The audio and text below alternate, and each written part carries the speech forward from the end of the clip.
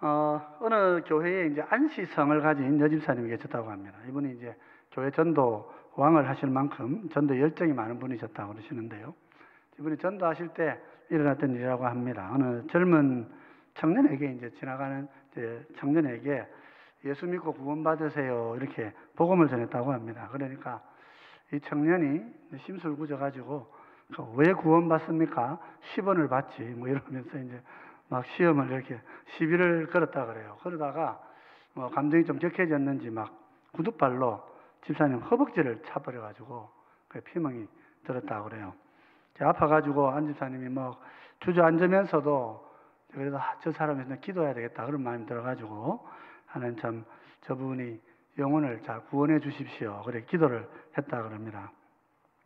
그랬더니 이 사람이 이제 그렇게 하면서도 나눠진 전도지를 안 버리고 꾸역꾸역 꾸며가지고 이제 호주머니에 넣더래요. 그래가지고 하나님 감사합니다. 전도지절에 안 버리고 결국에 넣어가니까 참 하나님 뜻이 아니겠습니까? 그래 하고 이제 집에 택시 타고 돌아왔대요. 남편한테 얘기하면 또 서로 마음 상할 것 같아가지고 말 못하고 이제 기도를 드렸다 그래요. 이제 하나님 오늘 그 영혼을 주님 구원해달라고 기도를 했다 그럽니다. 근데 이제 기도하는데 마음의 음성이 이제 들려온 거예요. 네가 내 때문에 참 고생이 많다. 그런 음성을 제가 듣게 되었대요. 그러니까 마음이 얼마나 참 위로가 됐겠습니까? 근데 그로부터 일주일 뒤에 전화를 받게 됩니다. 이제 전도지 자기 전화번호를 넣어놨던가 봐요. 저는 김이라고 하는 사람입니다.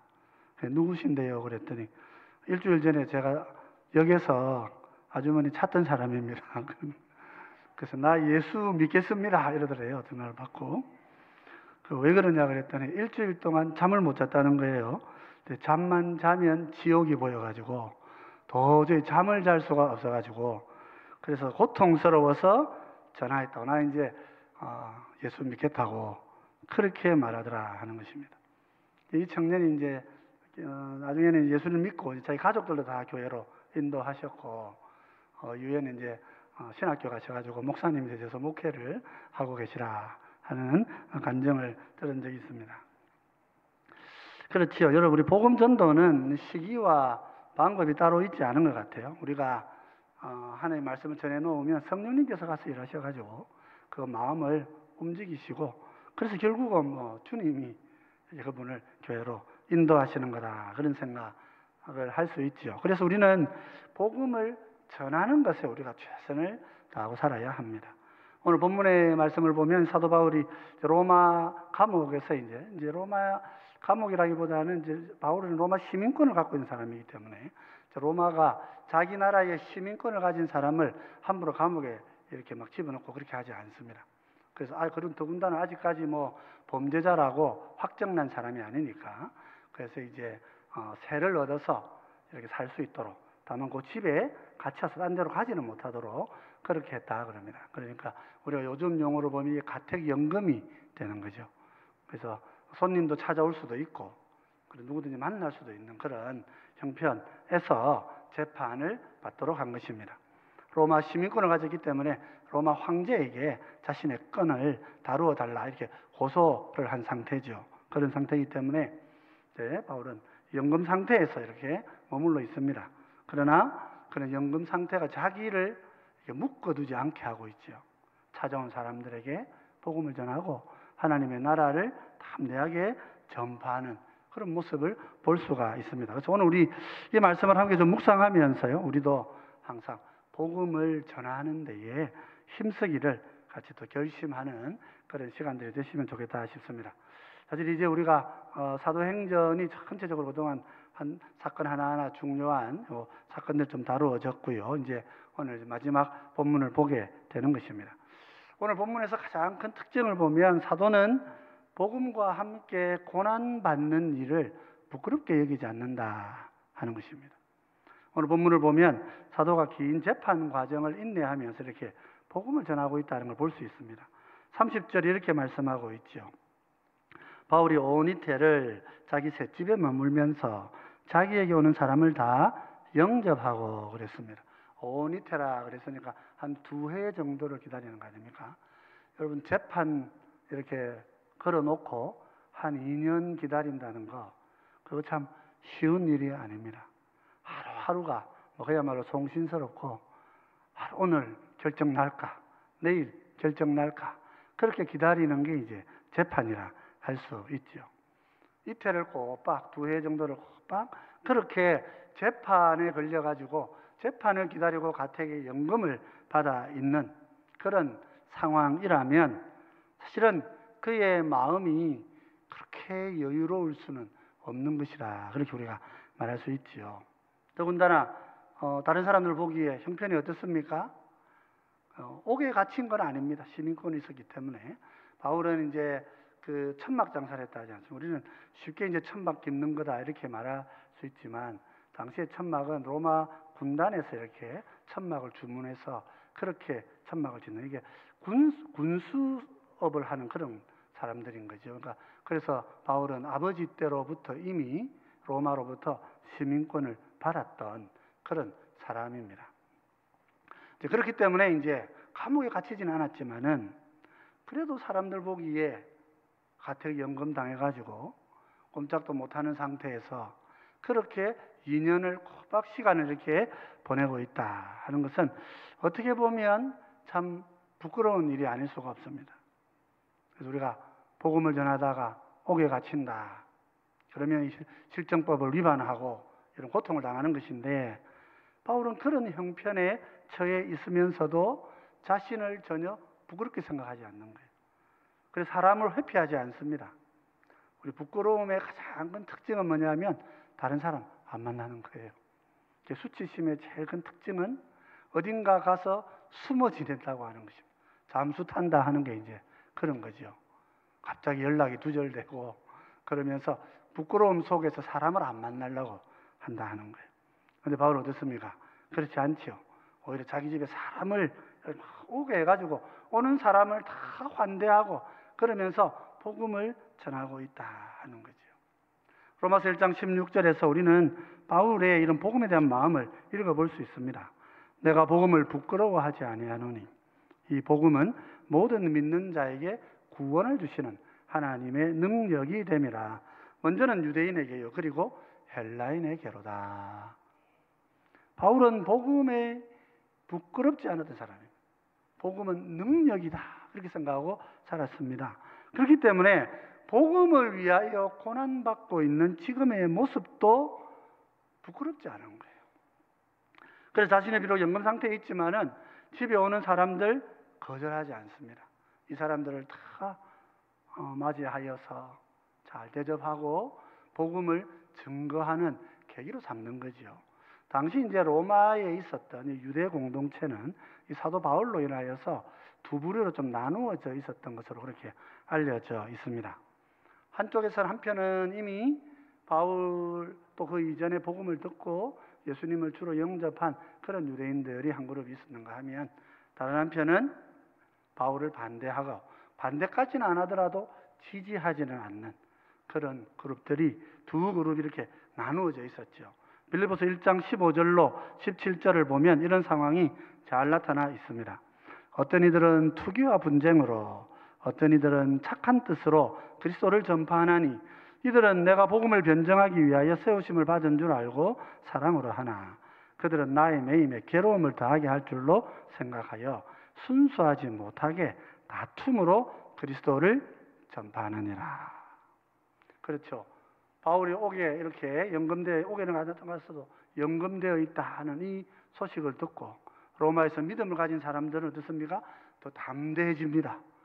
우리도 저분은 복음을 위하여서 저 멀리서 로마까지 이렇게 잡혀서 오신 분이신데 우리는 로마에 편하게 살면서 복음을 안 전해가 되겠느냐. 그래가지고 열심히 예수님을 증거합니다. 믿는 자들에게 격려가 된 거예요. 근데 바울을 반대하는 사람 입장에서는 어떻습니까? 이 바울을 곤란하게 만들어야 되잖아요. 이 재판에서 바울이 지게 해야 되는 거예요. 그러니까 유력한 사람들을 찾아다니면서 어떻게 합니까? 바울이 믿고 있는 그 예수가 참 그리스도가 아니라고 막 말하고 다녀야 되는 거예요.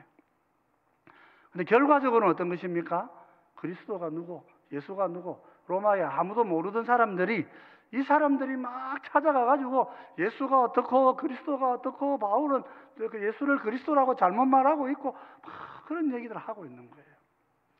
결과적으로는 로마에 있는 모든 유대인들이 예수가 그리스도이라고 하는 사실을 전하고 있는 거죠. 이제 믿느냐 안 믿느냐는 차이가 있지만은 그리스도가 증거되고 있는 것이란 말이죠. 그래서 1장 18절에 빌립보서 1장 18절에서 바울은 이런 이야기를 합니다. 우리 같이 한번 읽어볼까요? 같이 읽어보십시다. 그러면 무엇이냐? 거칠애로 하나 참으로 하나 무슨 방도로 하든지 전파되는 것은 그리스도니 이로써 나는 기뻐하고 또한 기뻐하리라 그러는 거예요. 사도 바울은 복음이 전파되어지고 있는 이 특별한 상황을 하나님의 큰 은혜로 알고 기뻐했다 그렇게 말하고 있는 것입니다. 물론 자신의 형편을 보면 어떻습니까? 연금 상태이고 옥은 아니지만 갇혀서 밖으로 다니지 못하고 자기가 원하는 대로 스페인으로 넘어가서 복음을 전가하는 일을 감당하지 못하는 그런 난처한 상황이라 그렇게 말할 수 있습니다마는 자기의 가침에 집중하지 않고 예수님의 이름이 증거되는 것을 바라보면서 그의 마음은 감격하고 기뻐했다 그렇게 말하고 있는 것이죠. 그렇습니다. 우리도 예수님이 그리스도시다, 예수님이 바로 그 메시아시다 하는 이 복음을 전파하고 복음을 증거하는 것에 부끄러움을 가지지 않고 복음이 전파되기만 하면 대적자들이 나를 어렵게 하기 위해서 말하는 그것까지도 내가 기뻐하고 감사하면서 복음이 증거되는 것을 위해 기도하고 감사하는 성도들이 되어야 하는 것입니다. 때는 우리가 이 복음 때문에 어려움을 겪기도 하고 복음의 말씀을 듣고 내가 행하려고 살아가다가 주변 사람들에게 더 낭패를 당하기도 하지만은 고난을 겪어가지만 그러나 이 고난을 통하여서 복음이 증거되어진다면은 그것이 우리의 최고의 기쁨이고 즐거움인 거예요. 그것 때문에 내가 수치스러움을 당하고 어려움을 겪는다고 부끄러워하고 나를 낮추어 봐야 될 이유가 없는 거예요. 넉넉하게 사람들을 초청하고 받아들여서 주의 복음이 증거되어지는 그 놀라운 능력들을 감사하고 기뻐할 줄 알아야 하는 것입니다. 우리도 사도 바울처럼 복음을 부끄러워하지 않고 복음 전도하다가 어려움 당하는 것도 부끄러워하지 말고 복음 증거되는 그 일을 기뻐하시는 그런 여러분들 되시기를 바랍니다. 더해서 이 바울의 복음 전도는 하나님의 나라, 천국 복음을 전하는 것이었습니다. 사도는 자신의 사명이 무엇인지 잊지 않았습니다. 사실 재판을 하러 로마에 왔다면 뭐부터 해야 되겠습니까? 변호사부터 사와가지고 내가 어떻게 하면 이 재판에서 이길까? 이거 고민하는 게 정상적인 거죠. 우리가 재판을 앞에 두고 이 재판이 어떻게 되든 상관없이 다른 걸 하고 있다 그러면 사람들이 이 사람 제정신이 아니다 이렇게 생각할 수가 있어요. 그런데 사도 바울은 어떻게 합니까? 자신의 재판이 어떻게 되는지는 하나님께 지금 다 맡겨놓고 있는 거예요. 그는 어디에 집중합니까?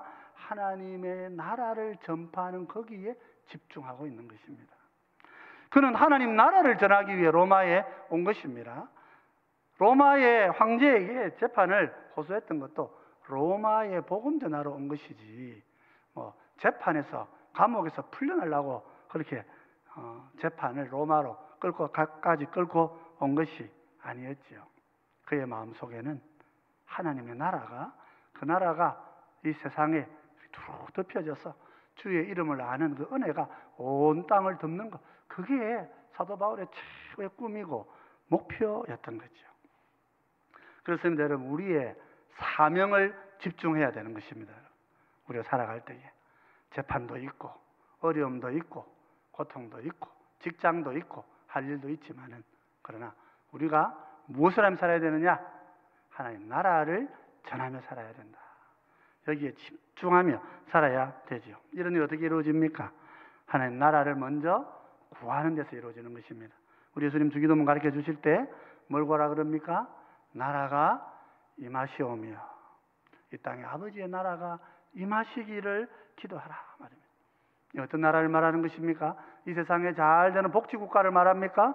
이 나라의 복지 정책이 잘 되기를 물론 우리가 간구해야 하겠지만, 가난한 자를 위해서 우리가 기도해야 되겠지만은, 바울이 구한 진짜 기도는 만물을 지으시고 우리를 죄에서 구원하신 그 아버지가 우리를 보호하시고 지키시는 하나님의 나라, 하나님이 우리의 왕으로 다스리시는 하나님의 나라, 영적인 나라가 이 땅 가운데 풍성하게 임하기를 그렇게 기도했던 거지요.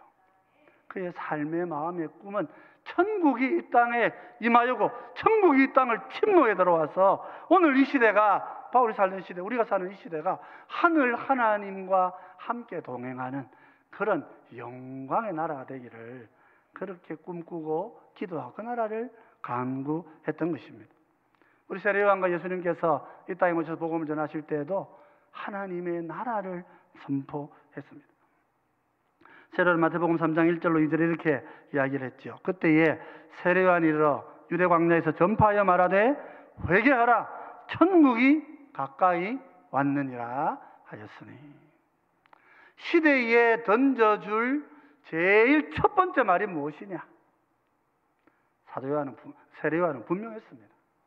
회개하라, 천국이 가까이 와 있다. 세례요한은 자기 뒤에 오는 주님을 기대하면서 천국이 여러분들의 가까이에 지금 와 있습니다. 곧이어 천국이 지금 그 주님 안에서 여러분들 가운데 올 것입니다. 그 나라를 위하여 기다리는 마음으로 회개해야 됩니다. 그렇게 선포했어요. 이 세례요한 1년의 감옥에 갇히고 예수님께서 본격적으로 사역을 시작하시면서 마가복음 1장 14절 15절은 이렇게 예수님의 선포를 이야기합니다. 요한이 잡힌 후 예수께서 갈릴리에 오셔서 하나님의 복음을 전파하여 이르시되 때가 찼고 하나님의 나라가 가까이 왔으니 회개하고 복음을 믿으라 하시더라 그랬습니다. 세례요한과 우리 주님은 이 땅에 오셔서 제일 첫 번째로 선포하신 이야기가 하나님의 나라가 이 땅 가까이에 왔으니, 이미 와 있으니 너희의 삶을 새롭게 해야 된다. 그렇게 선포하고 있는 거예요.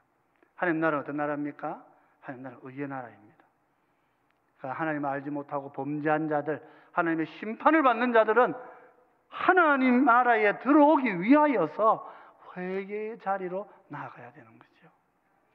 성령께서 주시는 은혜에 마음을 열고 심령의 문을 활짝 열고 하나님의 나라 안으로 들어오기 위하여 죄를 회개하고 하나님을 알지 못하던 무지의 모든 죄악에서 스스로를 하나님 용서해 달라고 기도함으로 의의 새 나라를 맞이할 준비를 해야 되는 것입니다. 하나님 나라는 어떤 나라입니까? 하나님 나라는 성령님이 오셔서 우리를 변화시켜 주시는 성령의 능력의 나라입니다.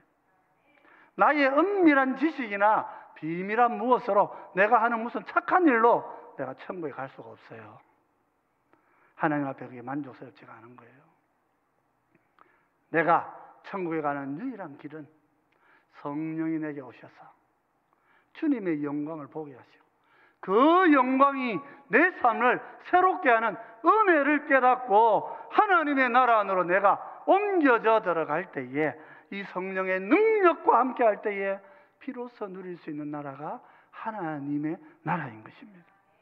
능력의 나라를 맞이할 준비를 해야 되는 거예요. 나를 버리고 내 능력을 의지하지 않고 성령님이 오셔서 나에게 복을 주시고 권능을 주실 줄 믿고 성령의 능력을 의지하여 믿음의 길에 서는 나라, 그런 나라를 주님이 선포하신 거예요. 하나님 나라는 어떤 나라입니까? 하나님 나라는 복이 있는 나라입니다. 마태복음 5장 3절은 이렇게 이야기합니다. 심령이 가난한 자는 복이 있나니 천국이 그들의 것임이요 그랬습니다. 예수님께서 전하신 하나님의 나라는 복의 나라인 거예요. 복의 나라. 내가 심령적으로 가난하고 이 땅 가운데서 애통하고 때로는 땅을 빼앗기고 그렇게 살아도 하나님의 나라 안에 들어와 있는 사람은 복받은 사람인 거예요. 왜 그렇습니까?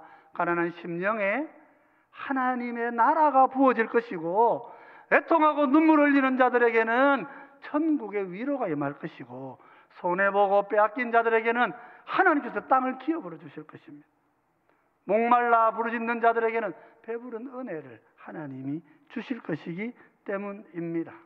하나님의 나라는 하나님이 주시는 기쁨과 하나님이 주시는 영광과 하나님이 주시는 존귀함을 누리는 것이지, 세상에서는 그래서 좀 애통할 수도 있고, 세상에서는 손해볼 수도 있고, 세상에서는 심령이 깨어져서 고통을 겪기도 하지만은, 이 영의 나라는 아무것도 없는 나라가 아니라 나의 영에 찾아와서 영광된 기쁨을 주고 즐거운 행복을 주는 그런 나라인 것입니다.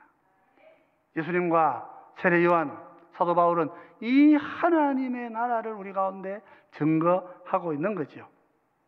그럼 오늘 우리도 이 하나님 나라를 전파하는 성도들이 되시기 바랍니다.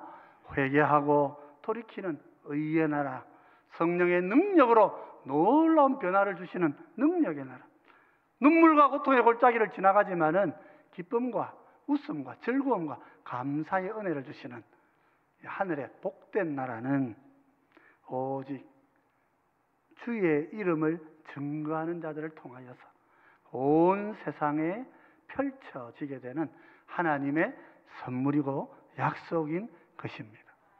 우리가 이 땅에 줄 수 있는 최고의 것은 때로 필요한 사람들에게 물질일 수도 있고, 때로 어려운 분들에게 우리의 재정을 나눠주는 일일 수도 있지만은, 근본적으로 가장 필요한 일이라고 하는 것은 하나님의 나라를 저들의 심령 가운데 전하는 것입니다. 그래서 우리가 아침마다 고린도후서를 묵상하고 있는데, 고린도후서에서 바울이 무슨 말합니까?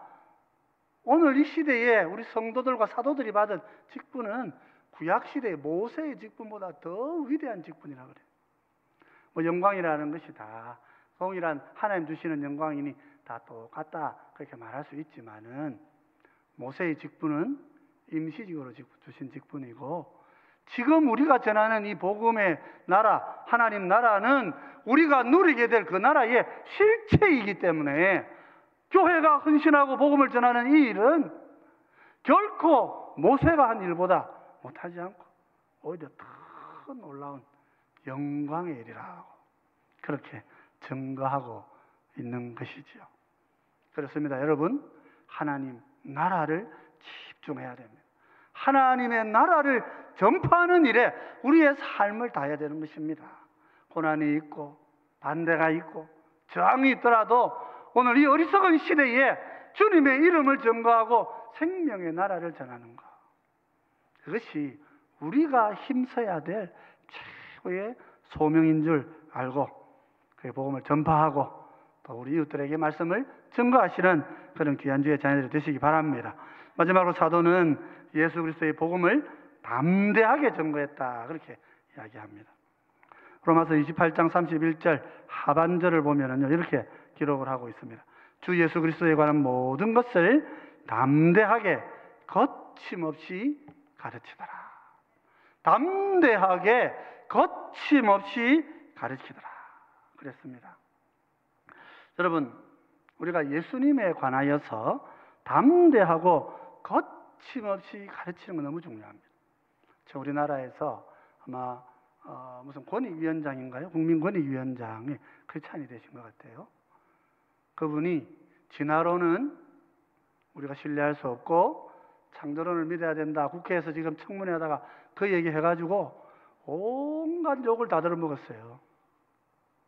얼마나 박해를 많이 받아요. 그분 성함이 안창호시더라고요. 보니까 성함도 정말 크리스찬, 우리 안창호 선생 이름 같아요. 고통을 많이 겪고 권익위원장으로 대통령 임명을 한 것 같습니다. 여러분, 전 참 그분 보면서 이렇게 짧게 봤는데 아주 얘기하시다. 뭐 우리나라에 이미 사회주의자들이 많이 있고 국회 안에 많이 있으니까 막 이렇게 그런 미개한 이야기들을 어떻게 권익위원장이 할 수 있느냐는 식으로 막 그렇게 깎아내리고 공격을 하고 비난하는데, 담대하게 써가지고 아주 앉아서 다 차곡차곡 설명을 하시면서 나의 신념과 나의 이런 신앙이라고 그렇게 분명히 고백하는 모습을 제가 보고, 야, 우리 한국 사회 그래도 뭐 이런 분들이 있어서 참 그래도 우리 한국 사회가 여기까지 왔구나, 그런 생각을 하게 되었었어요. 여러분, 담대하게 복음 전한다는 무슨 말입니까? 정면으로 나를 거스르는 사람들에게 담대하게 내 믿음을 선포하는 거잖아요. 예수님 시대 사두개인들은 뭐라 그럽니까? 부활이 필요 없다고 얘기합니다. 부활한 세상은 우리가 상상할 수 없는 더 복잡한 세상이 되니까 부활은 필요 없다고 얘기하는 거예요. 아니, 주님께서 죽으시고 부활하셔서 영원한 생명을 우리 가운데 가져오시려고 오셨는데 이 사람들이 부활이 필요 없다고, 그렇게 비합리적이고 그런 세상은 존재할 수 없다고 얼마나 똑똑하게 이야기를 합니까? 사도계파 다 뭐 이런 제사장 가문들이니까 똑똑한 사람들이 그리 했을 것입니다. 예수님 어떻게 하셔요? 이들의 허물과 오류를 담대하게 나무라셔요. 마태복음 22장 29절은 이렇게 얘기합니다. 예수께서 대답하여 이르시되 너희가 성경도 하나님의 능력도 알지 못하는 거로 오해하였도다. 한마디로 너희들이 무지해서 그런 것이다, 이렇게 말씀하셨어요. 사도계파가 누굽니까? 대제사장들이 누구입니까? 산헤드린을 이루어가고 나라의 모든 통치를 이루어 종교적인 신앙의 규범을 정하는 사람들입니다. 그들에게 주님은 담대하게 말씀하셔요. 부활이 없다는 너희들은 성경도 모르는 자들이고 너희들은 하나님의 능력도 알지 못하는 거로 오해한 사람들이다 말이에요. 하나님 나라는 결혼 이상으로 더 큰 은혜와 사랑이 넘치는 그런 새 나라가 될 것이고, 그래서 결혼의 제도를 필요로 하지 않고 있고, 아브라함과 이삭과 야곱은, 너희가 부르는 너희 조상은 죽은 자들이 아니라 지금도 살아있기 때문에 하나님은 산자의 하나님이신 것이다. 바리새인들은, 사두개파들은 예수님의 이 말씀에 아무런 대꾸를 하지 않고 다 도망가 버렸어요. 그렇습니다, 여러분. 세상에는 무지와 거짓이 더 진리인 것처럼 그렇게 보여지는 거예요. 원숭이에서 인간이 왔다고 해야 그 지성인이라고 말하는 거예요. 그죠? 아메바에서, 우리가 벌레에서 사람이 나왔다고 해야, 그래야 지성인이 되는 거예요.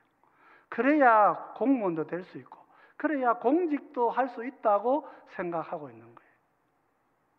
그게 우리나라의 국회의 현주소지요. 물론 많은 공부도 하고 뭐 방법도 많이 알고 있는 분들이라, 훌륭한 분들이라 생각은 합니다만은, 그러나 그분들은 성경도 모르고, 그죠? 우리 하나님의 능력에 대해서도 모르는 분들이에요.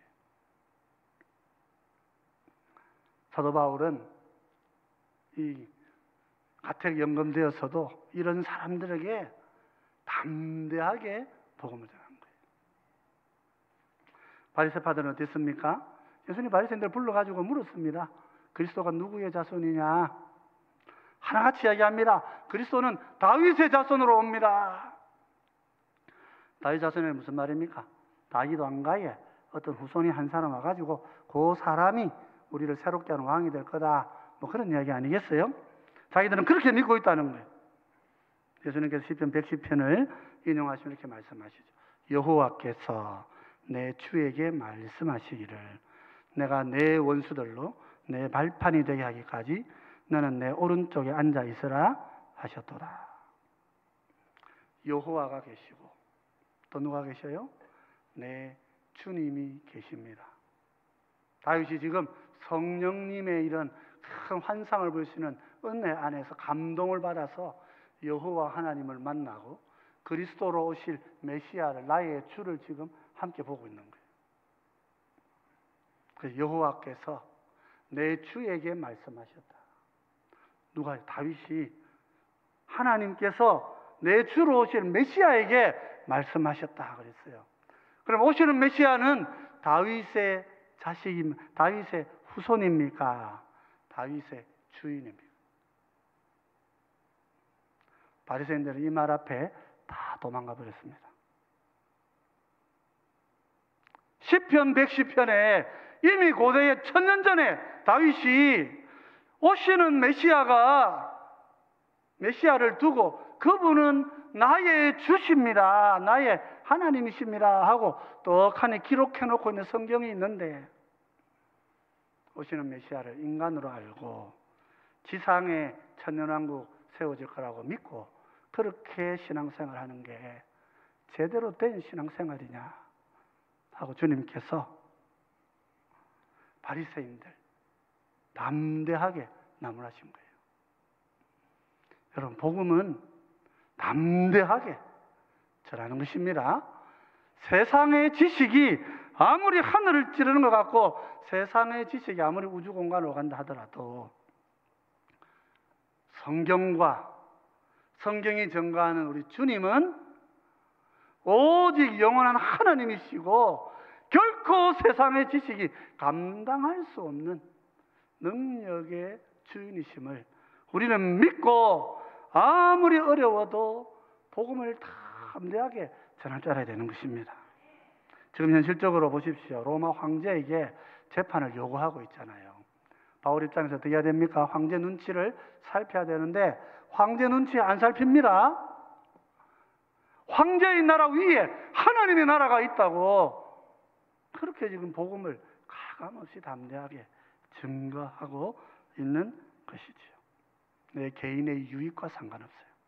하나님의 나라가 이 땅 가운데 임하시는 그때에는 세상 나라보다 감히 세상 나라와 비교할 수 없는 능력의 나라로 우리 가운데 찾아올 것이요, 세상 지식으로 아무리 파봐도 알 수 없는 비밀한 하나님의 나라가 우리 가운데 찾아올 것이라 하는데, 그는 전혀 주저함 없이 하나님의 복음을 증거했던 것입니다.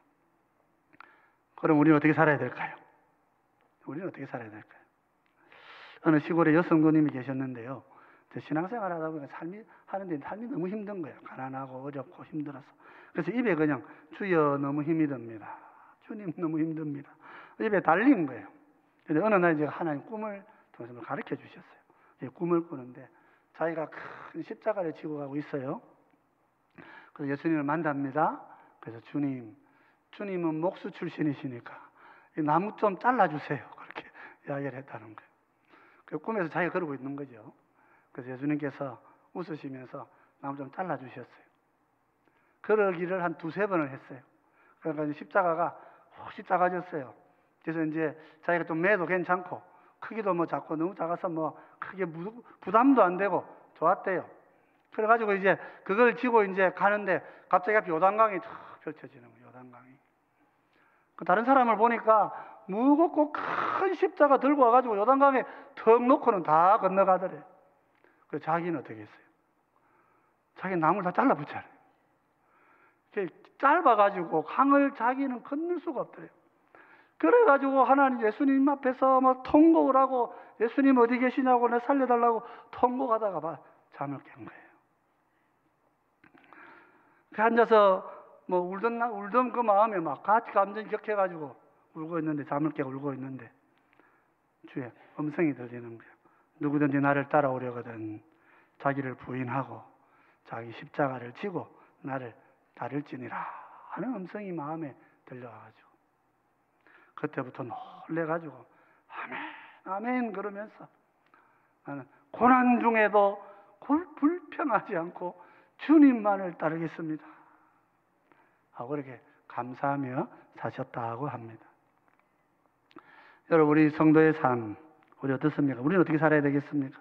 복음을 전하는 삶에는 여러분 고난도 함께합니다.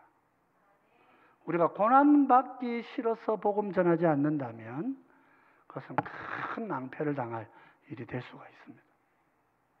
사도는 복음을 위해 살다가 가택연금을 당하기도 하고 때로 매를 맞기도 하고 때로는 먹지도 못하고, 사도가 제일 어려웠을 때가 아마 후원금이 없어가지고 이렇게 배고픔 하나님 우리를 그렇게 내버려 두실 때가 있어요. 견디라고 하나님만 의지하라고 그냥 고난 속에 내던져 놓으실 때가 있어요. 큰 고난을 당하고 수치를 당하고 부끄러움을 당해도 그죠? 감사함으로 사역합니다. 내가 능력 주시는 자 안에서 모든 것을 할 수 있었다. 그렇습니다, 여러분. 주님께서 우리에게 고난을 주시고 주님께서 우리에게 어려움을 주셔도 우리가 이 고난을 기쁨으로 알고 감사함으로 알고 찾아오는 사람들을 환대하고 나를 반대하는 사람들을 용서하고 그들을 통하여서 복음이 더 전파되어지기를 우리의 마음을 다하여 헌신하고 살아갈 때에 하나님의 영광의 나라는 영원히 우리의 것이 되는 것입니다. 오늘 고난 가운데서도 끝까지 복음을 증거하고 마지막 이 사도행 28장이 고난 중에 복음이 묻혔더라가 아니라 고난 중에 복음이 더 널리 담대하게 전파되어지더라. 그렇게 성경을 마감하는 누가의 이 기록 속에서 우리도 어떻게 살아야 될까? 우리 복음 앞에서 우리는 어떻게 살아야 할 것인가? 생각하지 않을 수 없죠. 그렇습니다, 여러분.